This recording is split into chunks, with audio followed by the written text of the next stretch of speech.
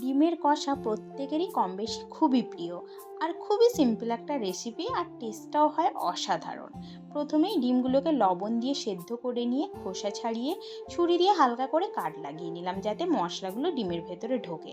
এইবারে কড়াইতে সর্ষের তেল গরম করে ডিমগুলোকে কড়াইতে দিয়ে ওপর থেকে লবণ আর হলুদ গুঁড়ো দিয়ে দিলাম, দিয়ে ডিমগুলোকে ভেজে তুলে নিলাম।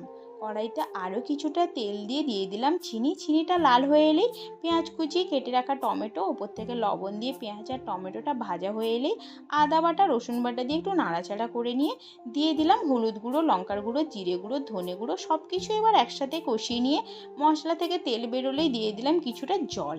ফুটে এলেই ভেজে রাখা ডিমগুলো দিয়ে আরও কিছুক্ষণ ফুটিয়ে নিয়ে কষা কষা হয়ে এলেই ওপর থেকে গরম মশলার গুঁড়ো ছড়িয়ে দিলেই রেডি ডিমের কষা।